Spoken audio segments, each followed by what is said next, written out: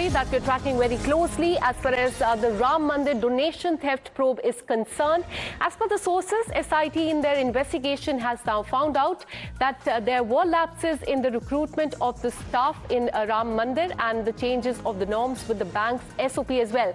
Remember, in fact, SBI is under the scanner when it comes to this case.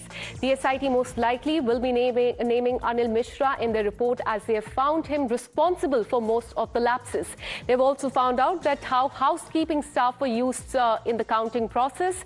All the staff hired from the outsourcing agency were done on the recommendation of the trust. So SIT can also recommend changes in the system, which includes constant frisking of the counting staff, biometric system, AI-based camera as well. So today we are learning that most likely SIT will be submitting the final report. But as per the sources, SIT in their investigation has found out that there were lapses in the recruitment of the staff that used to count the cash there, know about the gold and silver offering as well, and the change of the norms with the bank's SOP as well. And most likely they will be naming Anil Mishra in the report.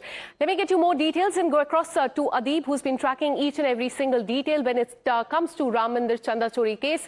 Good morning, Adib. Do take us through what your sources in SIT are telling you, because we're learning that there were several lapses in the recruitment of the staff and also change in the norms with the bank's SOP as well. Give us the details and the update on when the final report will come out. I will certainly, Akansha, see the deadline for the SIT to submit their report ends today, and it is most likely that the SIT will be submitting their report to the Chief Minister's office later in the day. And what we can expect in the report is that they can name some senior members of the trust for the laxity in their role, in particularly Anil Mishra, who was responsible for day-to-day affairs. In fact, he can be named as most of the SIT probe. They have found that how there were lapses on ground and inside the temple. The norms were altered, including the SOPs by the bank. There were some serious flouts in the norms. The employees, those who were counting the money, they were not wearing pocketless clothes. They were not being frisked each and every time when they were leaving or coming inside the donation collection room.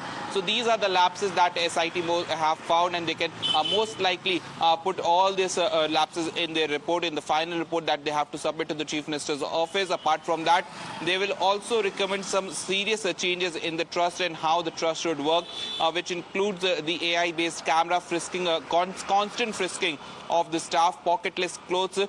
These were the norms even earlier before, but now after the SIT reports, it will be mandatory for the trust and for others to implement these changes that the SIT will recommend. And what we are learning from the sources is that later in the day, SIT is expected to submit their final report, Akansha. All right, so all eyes will be on that final report by SIT, and it remains to be seen whether more people will be arrested in the coming days or not. Thank you so much, Adib, for getting us all those details.